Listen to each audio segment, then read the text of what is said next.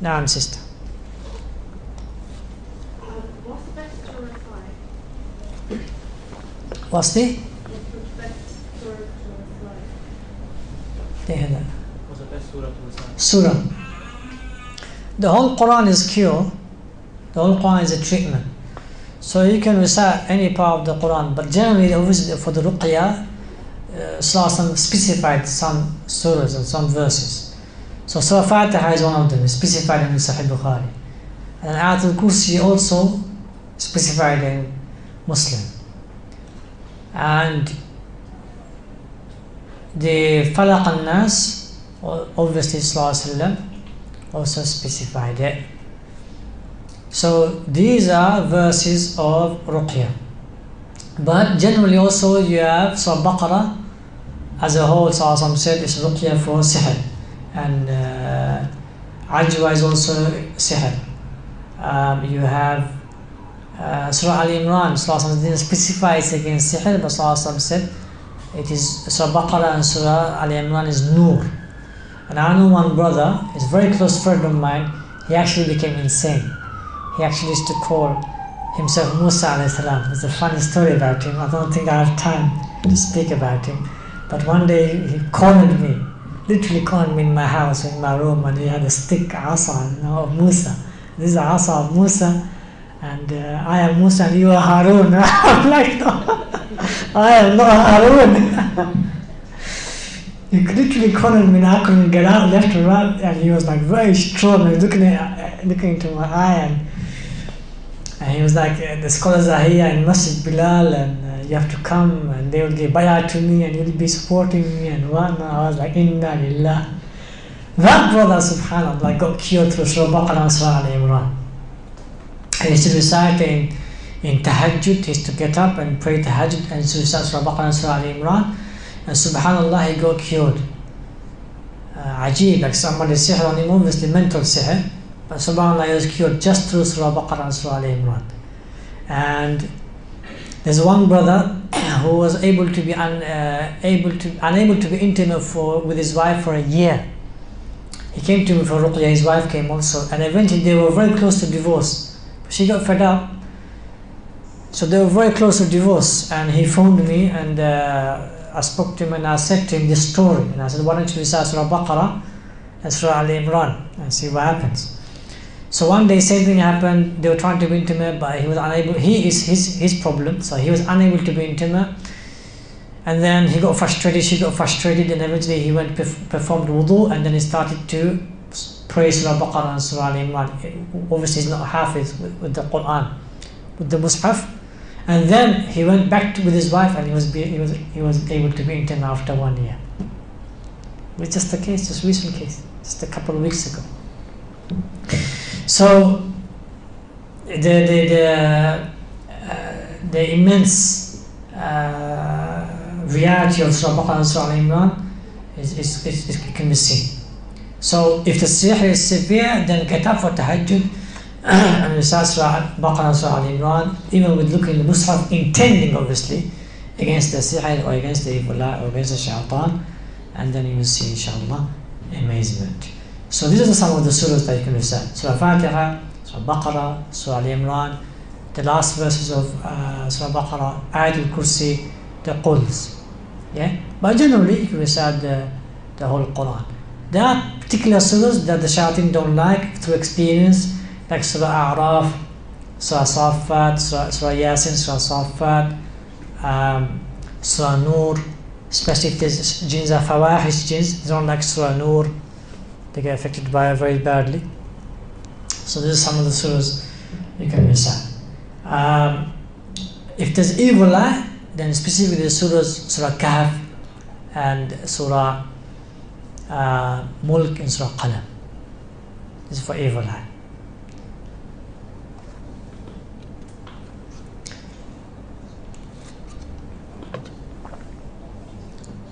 And again, it's about repeating. The Ruqya is not about you recite it once and khalas you'll get cured. La, it's about repeating. It's about banging it like a drop of water, as we said. It's like a hammer. You keep banging at the rock. Keep banging it, and eventually you'll see at least the process of cure, you'll see it, you'll feel it. Yeah, and then eventually the cure will come. Yes. What does it mean when someone gets better for a period of time and then feels the effects again? So that again? What does it mean when someone gets better for a period of time and then they feel the effects of it again?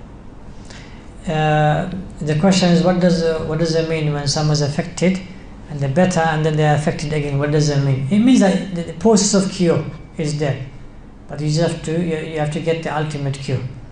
The process of cure is curing you, but you're not there ultimately. You have to keep continuing to cure yourself. Now, I've got a few questions I want to ask you. and how do you know if it's evil? I'll say it's the only way to know is through Ruqya. So you recite the verses and see if it impacts you. The verses of sihr. Repeat it. Or the ones that impact you the most. So evil impacts you. You've got evil, sihr impacts you. You've got sihr. Jinn verses of possession. Adl Kursi impacts you. That's jinn possession. But then you recite one of the verses of sihr and you see which one impacts you the most. You recite the verses of evil, recite a long time, an hour, 2 hours. See, does that impacted me more or the sihr verses impacted me more? That's how you test it out. So if the sihr verse impacted the most or the evil eye impacted the most, that means the source is the sihr or the source is the evil eye. So for example, you say فَرَجِعَ الْبَصَرَ هَلْ تَرَى مِنْ فُطُورٍ وَمِنْ شَرِّ حَاسِدٍ إِذَا حَسَدٍ. You recite it and you see that is impacting you, it's shaking you very much. That means the source, if it's sihr, the source of the sihr is evil eye. If it's not sihr, then the source of the possession is evil eye. Yeah? If it's evil eye and it's a jinn or a human being, then obviously the source of is a hasad, is jealousy. So you found the source, now you target the source. Break that, then you deal with the other ones. Yeah. It's all about targeting the sources, dealing with one of them, and then dealing with the other. It's like any other treatment, physical treatment, same medical, same thing. You target the most important one, or the most the one affecting the most, and then you deal with the other ones. Sister, someone up there? Yes, sister.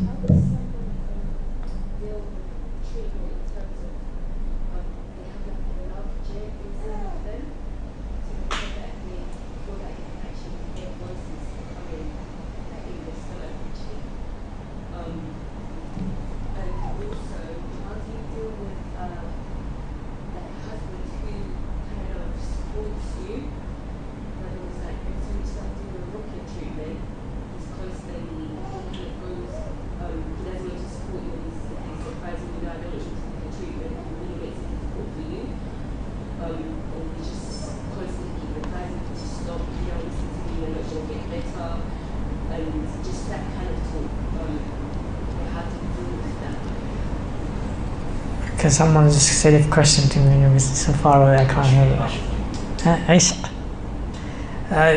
As I said, the first is to hate it in your soul, in your heart. You show that you hate the shaitan, you don't like it, you constantly say that in your heart, in your soul.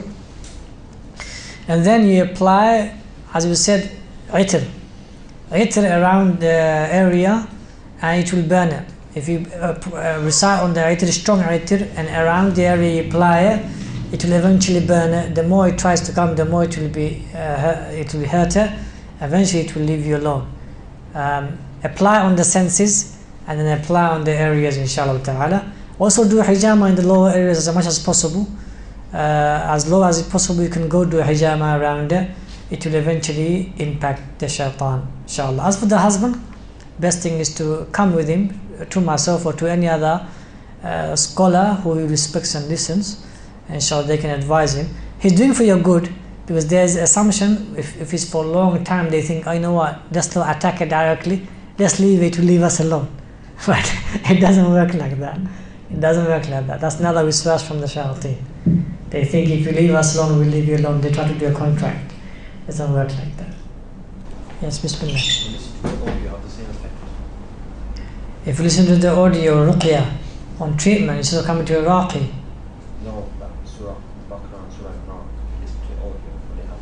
it's best to recite, because when you're reciting, you're doing extra ibadah. Yeah, you're listening and you're reciting. Yeah, But when you're just listening, you're just listening. You may even do listening consciously or unconsciously. So that is general ruqya. As for specific ruqya, is when you actually do the ghusl, when you actually recite. Yeah? You actually sit down and you do all of this recitation. And remember, my brothers and sisters, you will get cured.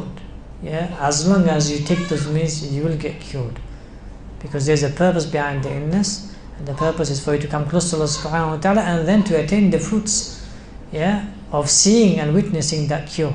That's part of the belief in Allah subhanahu wa ta'ala.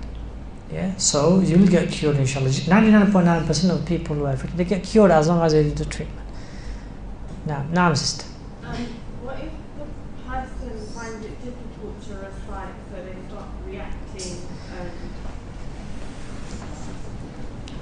One more time, sister, sorry. If the person finds it difficult to recite and they start reacting and the jinn surfaces and it stops them from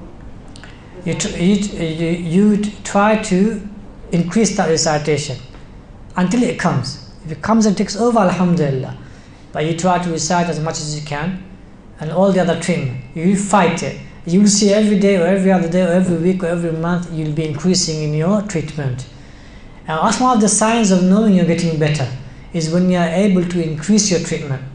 Write that down. One of the signs that you know you're getting better is that you are able to what?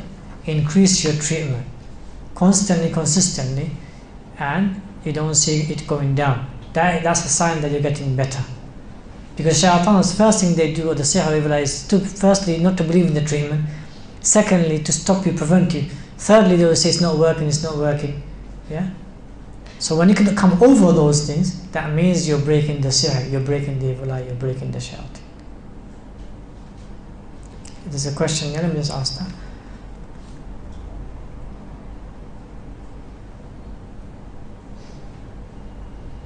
How can one help themselves if they're afflicted with sihr, ayn and jinn possession, and have made intention to go hajj this year? Yeah, do ghusl with zamzam water, drink zamzam water as much as you can until you can't breathe. Yeah, with the intention of cure. And do ghusl with zamzam water. Do you recite in it? You can recite in it, no problem. But the intention will suffice. But if you recite in it, no problem. Nurun ala nur. Yeah? So zamzam is cure. Also do tawaf with the intention of cure. And if you want to do a voluntary umrah, then do voluntary umrah with the intention of cure. Inshallah ta'ala. These are the means of cure. Also like long prostrations, long ruku, long qiyam. The shayateen can't handle it. When you prostrate for a long time, they can't handle it. When you do ruku for a long time, they are unable to handle it. When you stand in front of Allah subhanahu wa ta'ala for a long time, yes, you'll get wiswas, your heart and mind will wander around here and there, but when you stand for a long time, eventually you'll have clarity, and eventually you'll be able to, when you recite, you'll be able to strike the shayateen. Yeah? Now,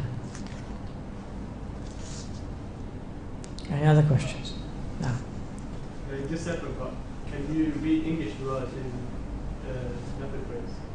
Can you make dua in English? Can you make dua in English? Yes, you can, according to some scholars, in voluntary prayers. According to majority, you can't. According to some, you can. But what I will say in between, you can make the dua in Arabic, like Rabbana atina fid dunya hasana, but in your heart you're saying your specifics that you want. So in your heart you're saying, for example, oh Allah, please kill this shaitan that's bothering me in my dreams. Burn it, don't show any mercy to it. So you can say those things in your heart while you're saying Rabbana atina fid dunya hasana. Any other questions? Yes. Yes. Have you come across any cases where recitation has been recited among someone who they don't react when they're alert, but they react in the state of sleep? Yeah. Some of the jinns, they are Muslim jinns. So when you have a patient that is not reacting, but we know she or he's affected, it's not reacting, it's just there sitting or ignoring you like that, it's not affecting it, it's a Muslim jinn. The main shaitan is a devil. So what it does, it puts the Muslim jinn at the front. So the Muslim jinn then takes all the heat, and because he or she is a Muslim, it doesn't impact, it doesn't burn it. Yeah? Or whatever it burns it can take it, can handle it. Yeah? And it could recite for hours and nothing will happen to it. That's one. The other one is that this shaitan has been there with the person for so long that he got used to the recitation. And the sihr is, the wrapping of the sihr is so severe that the recitation doesn't penetrate the wrapping in order to strike the shaitan. Yeah? So that's why the shaitan can be oblivious. It's there, but it doesn't impact it. There's techniques that how to then eventually get to that shaitan. So for example, you call the shaitan out. You say, with the name of Allah, I want the main sihr to appear. You say, oh Allah, unwrap the sihr that he is hiding behind. So you make these du'as, and eventually then you recite, you will strike it. So that's some of these techniques. There's another one that the shaitan intentionally, what it does, it makes the human mind go to sleep. So while she is awake or he is awake, the shaitan, what it does, it makes the human brain go to sleep.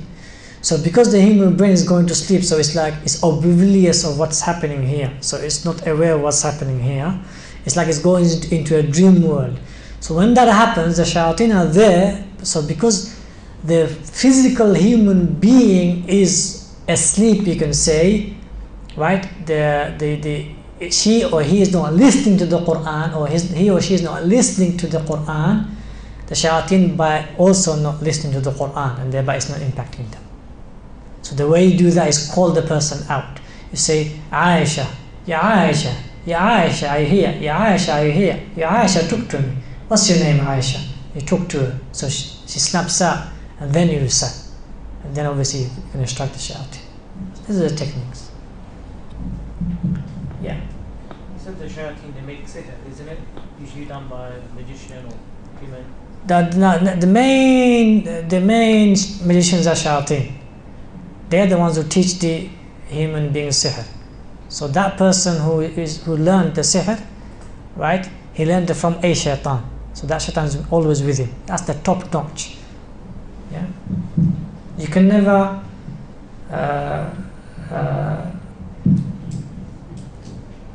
catch them, but you can undo the sihr.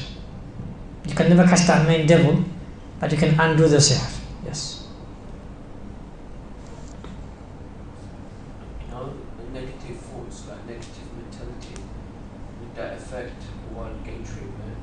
And my second question was about, say if your family there's like magic within the family, can you distance yourself, like sort of arguments and fights every day?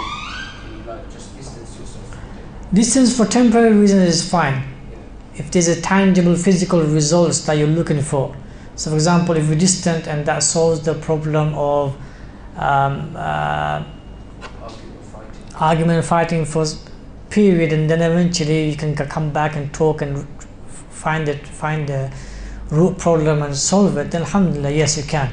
But work with them completely and unless they have done the sihr, then yes, that's a different issue. But if they have not done the sihr, then no, do not work with them. Just stay away from them until everything calms down and go back to them. So if you're doing treatment and they're not practicing, would they harm them more? We try. It's best to always engage everyone. You do your treatment, but it's best to make dua for them and engage them. Because the more engage your whole family, the more the treatment is, the effective it is. As for your first question, mental instability, yes, if you are mentally unstable, that sihr, evil and shayateen impacts you more. Yeah. So you have to stabilize yourself, prioritize stabilizing yourself. As I said, going to therapy, counseling, and so forth and so on. My final question was regarding medicine from the doctors, like antidepressants or like the schizophrenia tablets. Should a patient that's really unwell, like say you get take them? Yeah. Take them at the same time do your Ruqya treatment. Yeah. Was it you? There's a need for our process where he struck the chest and the back. So I've seen some Iraqis, they do hands-on Ruqya. sometimes. Hands on the men, yeah. If the female raqis, they can do on female, no problem. If the men, they can do on men, no problem. But with the woman, it's not allowed at all whatsoever.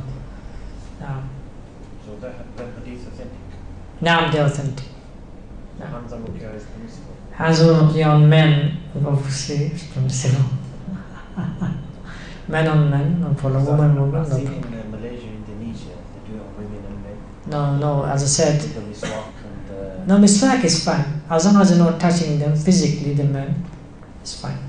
Even with the cloth, for example, it's not allowed. But you're still touching the person, you still can feel them. So as long as you can't feel them, it's fine. You strike them with the miswak, these are fine. But it can't be harsh strikes, these are taps. So as long as you say Bismillah and strike, the strike falls into the jinn, not the human being. And intent for the strike to fall on the shaitan, it will fall on the shaitan, not the human being. So it's not a physical beating, it's a physical beating on the shaitan. You simply intend it, you say Bismillah, it will fall onto the shaitan. In terms of the Ruqya and the effect on the source, and also the effect on the effect. As for the effect, there can be a physical impact of that. And what about does that include the spiritual and the physical impact? Yes, the recitation obviously deals with the source. But as for a Muslim, what deals with the source is tawheed, it's ibadah. That takes care of the source, right? After the effect, for example, your process of thought is not clear. So you see your husband, for example, or he's always moody, he's always arguing with me, he's always questioning me, he's always belittling me. These are process of thought. It's not true, but these are all clouding your heart, in your mind. This is the effect of it. So when you recite, the Quran recitation attacks the effect more than the source, because the tawheed and ibadah, they deal with the source as a Muslim. Now, Rasulullah when he said about Surah Baqarah, he says sihr, i.e. he spoke about the effect of sihr, not the actual source of the sihr. That the ibadah and that Ruqya for the Muslim, specific Ruqya for the Muslims, it only deals with the effects. The source is tawheed and dua and so forth. They are dealt with.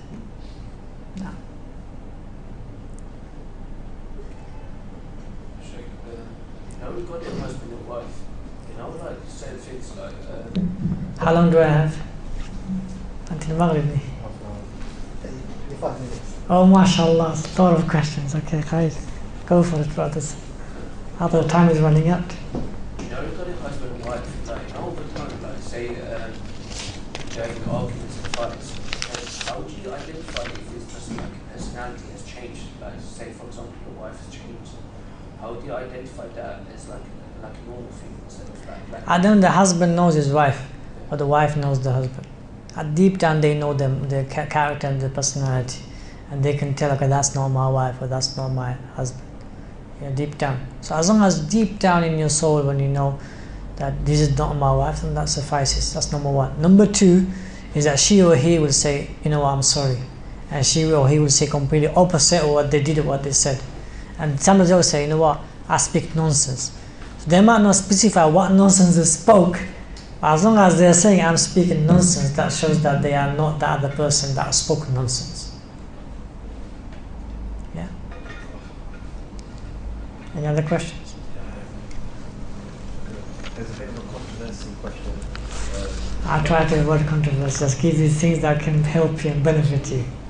Certain scholars have come out that the jinn possession can't enter human bodies. We will deal with that later on. There will be a seminar, inshallah. These are all we will deal with later on, inshallah. Before me, other people have said this, and then others refuted them. Scholars from day one is the same thing again. And I wrote a quote. I don't know if you read that quote. Those people eventually will deny who? Iblis. They eventually deny Iblis, and they will simply say everything is what? Psychological human problem, right? And then if you do that, what's the difference between an atheist and a Muslim in principle? What's the difference? There's no difference. In principle, you're denying everything of the ghaib. Eventually, if you deny this, you can deny everything of the ghaib in principle. So there's no difference between an atheist and a Muslim after that. And the first thing Allah says about mu'mins in Baqarah, الَّذِينَ يُؤْمِنُونَ بِالْغَيْبِ. And ghaib is simply unseen. It's unseen and it has a tangible impact in the physical, our realm. Okay? So through the signs, you believe in the ghaib. Yeah. Now, we'll deal with it anyway later on. But at the moment, my focus is treating the patients, curing, and let patients speak rather than ourselves. We can speak loudly on microphone, big speakers, Hyde Park. But then if patients speak, I was cured. I was affected. Do you know more than me? I didn't go through psychological problem. It was me fighting the shaitan. Eventually, I did the Quran, or I decided I did the hijama. I was fine. When I'm fine. When the shaitan comes, it's something else. Takes over my body. What's possession? What is possession? Is if my whole body is paralyzed and I'm not in control. Call whatever you like, you want to call that, but that's not me. If I'm not in control and my whole body is paralyzed, right? It's doing whatever it wants. Then call it possession, call it whatever. But the point is, that's not me. Yeah, it's somebody else, something else. So this is things we can talk about inshallah later.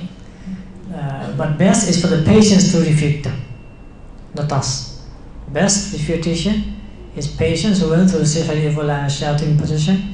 They themselves eventually do a forum, talk about their cases, and prove those so-called scholars or so-called source of knowledge or so-called people, doctors, refute them. It's once they refute, then khalas, you don't need scholars, people like us to refute. We can be like a backup from behind the scenes. And there's a poetry line that if you need the sun, the actual sun to prove the sun exists rather than the rays of the sun, then you will not believe in anything. Yeah, there's a poetry like that in Arabic.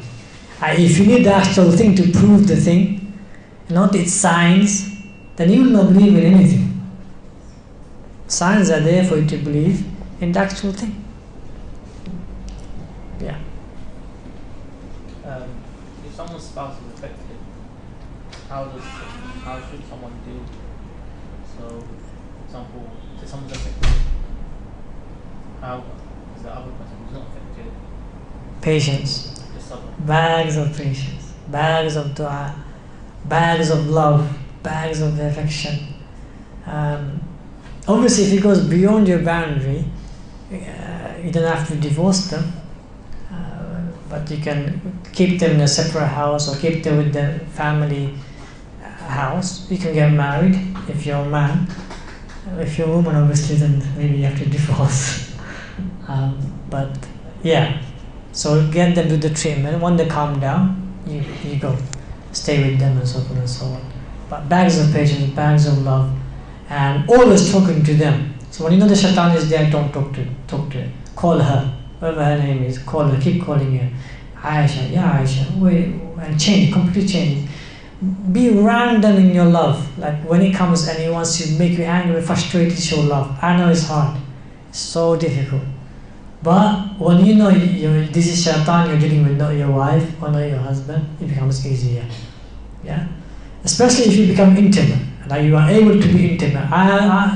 If you're not able to be intimate, then okay, that's very, very difficult. But if you're able to be intimate, then I say no reason for divorce. No reason. I say that as long as you can be intimate with her and him, be constant, consistent, show love and affection, be random in your love. Whenever shaitan wants you to be angry and frustrated and moody, you show love. Like complete break the ice. And you see, subhanAllah, your wife, even if she was possessed, she'll remember. And then she'll say to you, subhanAllah, I was lashing at you and you're just laughing. Yeah? Or I was insulting you and you gave me a chocolate at that moment. She'll remember that, she'll laugh. And that will break her heart. And these are cure. Psychologically, mentally, these are the remnants of cure, or these are the essences of cure. What if it's like entrapment? So Why are you leaving the chocolate now? No, she will say that now, but afterwards, give her a few seconds. What I'm saying, at that situation, how do you deal with that? Leave the chocolate there. Okay, Leave it on the table. If you do that, it's entrapment. You get stuck that way. You do it that way. No, you no, say no. something, you get stuck that way. No, leave the chocolate. Leave the chocolate Not there. the chocolate, I'm saying. Whatever, I'm just giving an example. Leave the chocolate there and get out of the room. After 5 minutes or 10 minutes, come back, watch. Either the chocolate is eaten or she's come down. It's one or the other. You have to be a bit more smarter than the shayateen. Shayateen are very smart, very cunning. You just have to be a bit more smarter than them. Can someone be affected by so much exposure to people or suffering from say and so forth? For example, someone who works in an area where they've got mental health patients and it's quite clear that most of them are suffering from some sort of jinn or sihr. Is it helpful for them to be in such? Yes, but it's rare. Allah protects. So as long as you do adhkar, you tilawat, and you be steadfast and you be strong, the reward outweighs the harm. Number one. Number two, it's rare. Yeah, so have tawakkul. Otherwise none of us will be raqis, yeah? We will all be hiding and doing other stuff. No. There's a question here, why do so many people do sihr and evil eye? Do they do it knowingly, unknowingly? How can you tell someone to stop what they're doing? No person doing sihr. Yeah, people are evil. Wallahi, people are evil. And you would not believe how the most cutest face, how the most beautiful face, how the most sweetest of tongues can be that evil. Trust me. Yeah. So people are so evil, unbelievably evil, unbelievably greedy, and unbelievably envious. That's the reality. And that's why being with righteous and upright people is so vital and so important, and to find them is more important. For you truly to find righteous and upright people whose hearts are clean, who think nothing but khair, who want nothing but khair for people, finding them is a gem. Finding them is a gem. But today I say finding them is more obligatory today than ever before. But there's very few of them. Beard and niqab doesn't make any difference. To find the true gem of people is very few. So once you find them, they themselves protect you.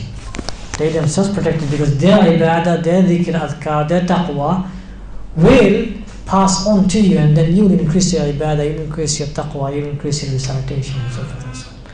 Yeah? So find people amongst your families, amongst your relatives, amongst your neighbors, amongst your classes, amongst your duruses, conferences. Find people who are righteous, upright, pure. Yeah? And then you'll be able to protect yourself more because their remnants will pass on to you, and then also you'll be able to see through the evil people, even if they have cute face or beautiful face or a beautiful sweet tongue. Generally, the most evilest of people have the beautifulest of what? Tongue. The evilest of people have the most beautiful and the sweetest of tongue. I certainly the food, yeah. They'll be so sweet, like come here, eat, and they will cook food for you, all of that in front of you. They give you egg, but they've poisoned the chicken. Yeah? The chicken that laid the egg, that chicken was poisoned. So they know what they're doing, that's why they're very sweet, to cover up. Yeah. Do you expose them? You have to guarantee that they've done it. And then then you indicate to them they're doing it. And after you indicate to them doing it, if they don't stop, especially if they're close relative or close family, they still don't stop, then expose them. But expose them with concrete evidence by which if they refute you, you're able to stand your ground. Don't refute them or don't expose them with flimsy evidences. Like I saw a dream. Yeah? In my dream you came and you didn't say it. This is, even though to you it's concrete, but to people it's not concrete. To society it's not concrete. So you tell concrete evidence that you are doing the sihr. Yeah? Like for example, the concrete one is, one example is, Like for example, they're very sweet to you, but behind your back they are gossiping and so forth. So you say, okay, in front of me you're so sweet, behind my back, why are you gossiping and saying all this stuff? This makes sense. So that's one evidence.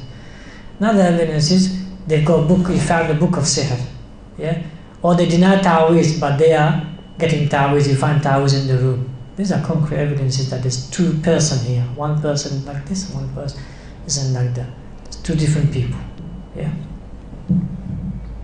These are more concrete evidence. So if there's children involved, say you're living in a house with children or you've got children, say if your wife or mother or sister are possessed, how do you deal with this? And does shaitan affect your children? I'm talking about. Now, some very clear that when the evening comes, take your children inside and close the doors and so forth and so on. So again, the seminars will be coming. We'll be talking about all of this slowly, inshallah. But each seminar, I'm trying to tackle one topic. So we'll be coming and talk about those more in detail. But if you leave the Quran on and spray the house, and the house does the treatment that we spoke about, you've got that, yeah? You've got this, yeah? Just check that. Just ask the house, all of them. You start it off and ask everyone in your house, including your children, if they're mature enough, ask them to do the same thing. Or if they're not mature enough or they'll get scared, then just recite over them, give the showers a ghusl on them, apply the oil, give them the ajwa dates and so forth in the morning. And that way they'll be protected, inshallah. But you have to get the family involved, one way or the other, sooner or later. Because it will continue to affect the next generation and the next generation. But you keep the children away from the possessed person? Yeah, of course. Because it's not for the sake of they'll get possessed, it's they'll get scared, they'll get petrified. And when you're scared, shaitan comes and bothers you more because they know you're scared. In terms of the shifa from Allah and that sins can prevent this, what is it about sins that can prevent this? The sins will prevent the impact of the recitation, not the actual source. So it will delay the impact. That's all. Major sins will delay the impact or the effect of the recitation more than anything, because recitation weakens the iman, the sins weaken the iman, weakens the recitation and the effects of the recitation. Now, How does Allah know that this person is suffering from mental health? recitation. That's the only way you can find out between mental and is recitation, and there are a couple of other things. In Bilal Phillips' book, there's a non-Muslims, they distinguished it very nicely. They mentioned 4 points. One of them is that the insane person, he says, I've got a jinn inside me. Yeah, I've got a person inside me. And he goes in detail what he or she, or he says, I am this person. That's insane. The shaitan who's possessed, he will not admit. He will say, no, I'm fine. There's nothing wrong with me. You see? So he'll hide away. Yeah, the sihr person will say, no, I've got nothing, I'm fine. I've got no sihr, I've got no evil eye. Yeah. So especially if they have jinns, they'll try to hide, not expose themselves. As for the ones mentally, they will just say everything. They will not expose themselves from the get-go. And they will not try to hide themselves. They will just say things, and they will claim ridiculous stuff. I am the Mahdi, or I am Musa, and stuff like that. So this is more mental. Sihr could be there, but this is more mental. Like any influence? Sometimes, yeah. Especially if the sihr or the evil eye or the jinn person has been there with you for a long time, it can impact you mentally. But again, it's sort of rare. That's why the best thing is to treat it quickly as possible, inshallah, and it will not affect you. I know some sisters and brothers who have been affected for a long time, 5 years, 10 years, 20 years. Alhamdulillah, mentally it has not affected them. In terms of the mind, it has not affected them. They still, when they're properly themselves, they can cook, they can clean, they can take their children to schools, they got married, they have children, they look after their husband. But it's when the khabith comes, be it in the sleep or be it when the sihr takes effect, then they are all abnormal. But other than that, they're fine. So mentally, it has not affected them. So it's it's generally rare. No. Unless you have a mental illness in the beginning, then it's easier for the sihr to impact. Yes, last 2 questions. I need to go. So, when a person's reacting or doing Ruqya, they are doing something like the magic's on there or something, or there's how many jinns in the body, is that believable or that's... Until they become Muslim and until they give the information with the qasam of Allah subhanahu wa ta'ala. So they take an oath that Wallahi I am speaking the truth, or with the name of Allah, whatever I'm going to say from now on, so the Raqi has to make them do qasam, and then whatever he says it will speak the truth inshallah ta'ala. And then that's not the only definite answer.